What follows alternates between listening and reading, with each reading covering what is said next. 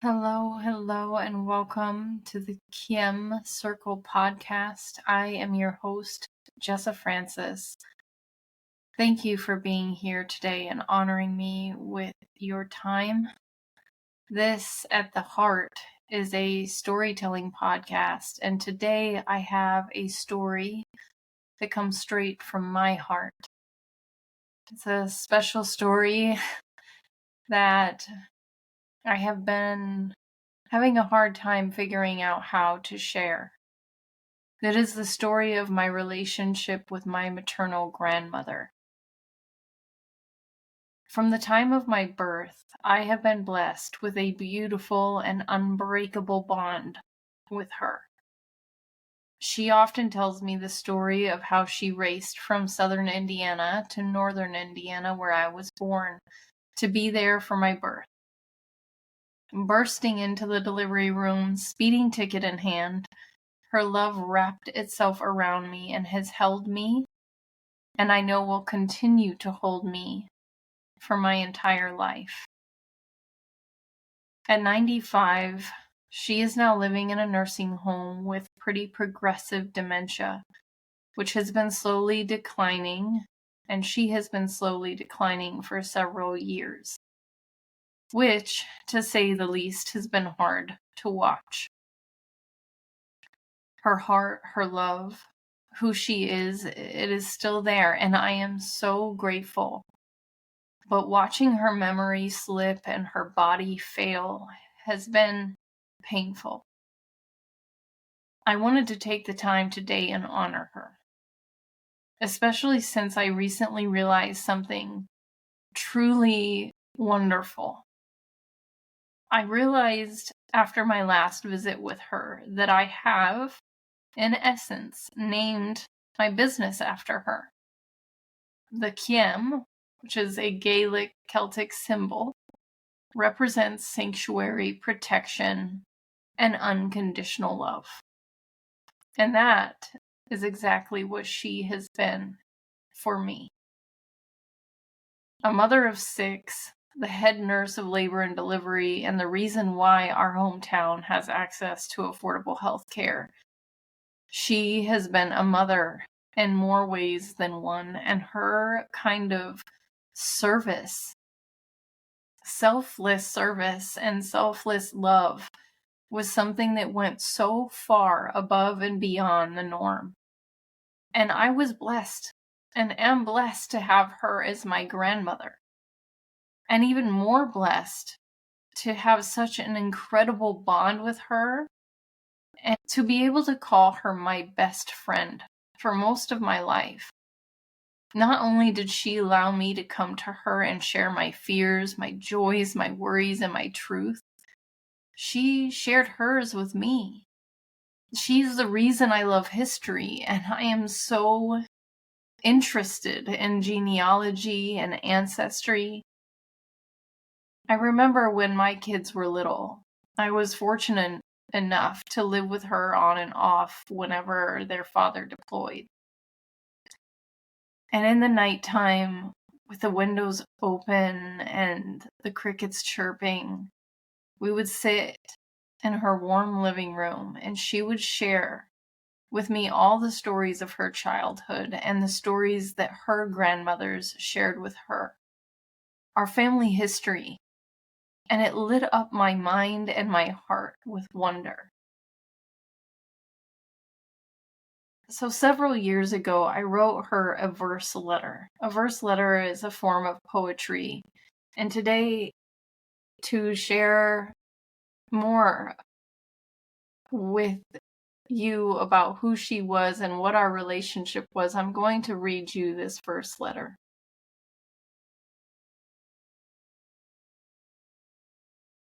Dearest Grandma, when I was young, you would leave your world and come into mine. You would come to stay with me, visit me inside my place, so far out of your place. And yet our place, the you and I place, was the perfect place. I would beg you not to leave with tears leaking as I watched you load your suitcase to go back from which you came. The metal clasps snapped shut with a finality I had no choice, I knew, but to accept. Your tenderness and love was a soothing balm to the sting left by a chaotic adolescence. You would drift through my world like a soft summer's breeze, comforting me for a time with your fingers running through my hair and your lullabies, and then like the clasps on your suitcase. The door would snap shut, and my comfort would be gone. Goodbye was hard, but I knew soon it would be my turn to leave my world and enter into yours. And I would be patient. Twice a year, once in green summer and once in white winter, our family would drive south to you. My mother, your daughter, and I would be filled with anxious zeal, both of us so homesick for you. For when life felt too full, you were the release. When life was too empty, you were the perfect way to replenish. That is your superpower, your gift, your magic. In summer, oh, I was so lucky. My brother and I would be dropped at your doorstep, escapees from the north released into your wilderness. Your house always smelled like freshly baked cookies, lilacs, and love. With you, our diets consisted of cookies, buttered toast, sliced apples, strawberry shortcake, and ice chips. For 2 weeks we ran the hills, climbed trees, floated down the river like bobbing logs, and played make-believe. At night you took turns stroking our little brown-haired heads, drawing your fingers from the hairline all the way down our spine, singing. Butterflies go up and down, fluttering above the ground. Butterflies soar through the sky. Someday, baby, you will fly.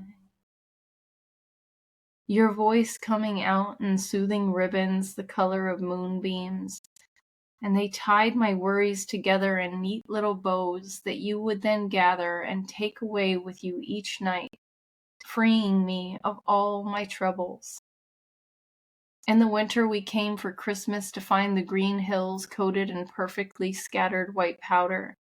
With layers of clothing, we burst from the screened-in porch out into the cold and waddled our way up to the nearest hill, pulling old wooden sledges with dull metal blades, to fly like rockets towards the red barn, gripping the rope and pushing our feet against the steering stick with all of our might. My stomach would flip with the fear and thrill of it. At the bottom I would collapse on the snow-covered ground and squint up into a white-gray sky as singular snowflakes seemed cast down like individual sprinkles of flavorless sugar. Never enough, I would make snowballs, sometimes to throw, other times to munch, the tastiest of treats, only to jump up and heave my way back up the hill to go again. No matter the layers and warm boots and high socks, the snow always made its way past. The snow always made its way past it all to find my white skin and burn it to red. Only after the sun had gone down and we were very nearly frozen stiff and sapped of energy would we return into our now overly warm house, shedding coat, jumpers, thermals, boots, trousers, and 3 layers of socks. We would tiptoe, somehow still dripping with snow, into the kitchen, making puddles on the linoleum floor, and retrieve our already waiting hot chocolates with floating marshmallows. In the living room, I would curl up side by side with my cousins on the sofa or the floor, or better yet, in your lap, to chit and chat and giggle until bedtime came. When it came time to leave again, leaving the place I loved most in the world, Tears would flow from my eyes like some faucet had been opened within me and would only stop once run dry. Mama would hold me in the back seat and try to comfort me and herself as her own tears were shed for the grief of being so far away from you and that safe place that we both loved so well. Whether it was you coming to me or me coming to you, it really didn't matter which place it took place in as long as we were together. What do I remember from my childhood other than this? And what does it matter when these are the most important memories of all? The memories filled with you. I loved you then. I love you today. I'll love you forever. From your granddaughter, Jessica. I wrote that and gave it to her when I was in the middle of getting my bachelor's degree. And I wrote that during one of my classes. And funnily enough, this is right around the time that I found memoir and began writing my stories and finally uncovering the truth of myself. It was so hard to leave such a warm, loving, and comforting place. Being with my grandmother was like submerging myself into nature. My entire nervous system would relax. That was what it was like to walk into her home, which was also blissfully out in nature. A double whammy. Everyone in our family, we all walk into her home and our entire body would relax and you just wanted to take a nap and you would. She would bring you food or cookies and sit there and run her fingers through your hair. And she always said, "To thine own self be true." I have a picture that I cherish of my children running down the stone steps that led from her garden gate to her front door. She was greeting them with open arms, and their arms were open as they ran into her. Home. She has always been our home, our sanctuary, our protection, our unconditional, unwavering, unending love. She's always been my home. And watching her go, losing access to our space, our home, there is this disconnected, disembodied feeling of not having anywhere to go, of losing my sense of belonging. She was my sanctuary, and so losing her feels like losing that. And my children feel like they're losing it as well. And it has been hard to process, hard to grieve. Not just the loss of her, but the loss of that safety net, that sense of protection and powerful, deep roots. Losing her almost feels like coming out to find your favorite beautiful big oak tree having fallen down, knowing that you will never be able to sit under its shade again. And some days I fear I will never have that again. But I know her love is wrapping itself around me in this very moment, just as it has my entire life, no matter whether I was halfway across the world or in her living room. I know that her love will never leave me. And that constant repeated saying, "To thine own self be true." It took me a long time to understand what she truly meant. It was hard for me to know what I truly wanted. It's hard for all of us to connect with our truth. We get so caught up and lost in the programming and the story. Their story, this story, that story. But those words were constantly ringing in my ear. She was a big reader. She was really excited to know that I was a writer. she was always so full of encouragement for my writing. And I think it's even more beautiful that it has been my writing and the writing of my story that helped me to find my truth. And even more wonderful to know that who I am and that my profound feeling of purpose to bring forth that same sense of sanctuary and to create spaces and programs that allow people to know their truth and to be true to themselves is who I am.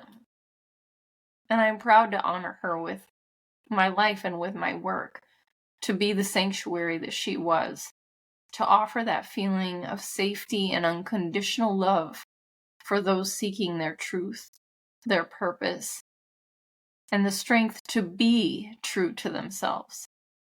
And it's, of course, I had to go about it the hard way. Despite it all, I had to go through the motions to feel lost and stuck, to feel like I just needed to do what was right rather than what was right for me. But my why, it all wraps around her and what she represented, and I'm excited to help others live a heart-led life. She lived in service with love, and I live in service with love. My love comes in the form of writing programs. Hers was in healthcare. But my dream is to bring forth more clarity and confidence, to help others know how to really know what it means to thine own self be true. And it's in my membership, which is all about self-discovery and self-awareness, to get you there. So if you're sitting there and you're feeling stuck and unsure, and you feel like you're just going through the motions of this life, unsure of what you really want or why you're even here, trust me, you're not alone. So many of us feel lost and disconnected and uncertain about our path. But what if I told you that that feeling of stuckness is actually an invitation to discover something deeper and something more meaningful? It has been through my writing practices, through my holistic yogic practices. It has been through everything that I have learned as I have struggled that has brought me to where I am today. And it brings me incredible gratitude and joy to know that the Caim Circle represents an incredible woman, and that my work will honor her every single day as I push forward. And it gives me so much more motivation and inspiration. And so, yeah, there's this this week's podcast, the story, or one of the stories, me trying to narrow down all of the stories that I have with this beautiful woman and what she represented in my life, and how she is the reason behind what I do. And so I thought it would be a beautiful way to introduce what I'm doing. So I have two beautiful things that are coming up. One of them, both of them are honoring her. One of them is a workshop all about preserving your family history. I sat with my grandmother holding her hand and hearing all of our stories, and I'm so grateful to have those stories. But I feel like more and more these legacies, our history is getting lost. And so I've put together a beautiful 3-day workshop with actually a 4-day workshop. It ends with a long Q&A that is all about preserving your family history and helping you learn how to write down your story and giving you the time and the space to do that. with guidance and love. And the next big thing that I am so excited to be launching is the new Caim Circle membership.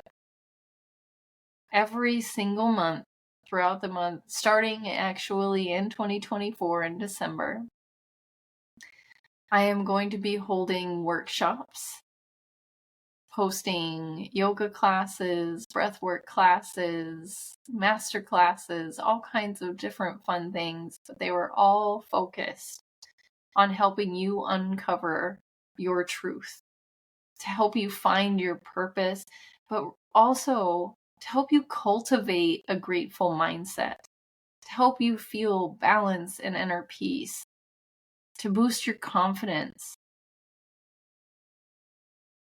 and to do it in a space that you know that you could feel empowered because you are in a space of sanctuary. It is a sanctuary, a space of protection and unconditional love where you will receive compassionate care by a trauma-informed teacher who will not judge you, but who will be there to support you in every way I can and give you a type of love that is rare in this world, a type of love that was given, that I have been blessed with and passed, that has been passed down to me. A type of love unlike any other. The love of my grandmother that I am using and channeling every day and pushing forward in my life with. Once again, I just want to say thank you for being here with me today. I tried not to ramble. I tried to give you this story straight from my heart. I will see you next week.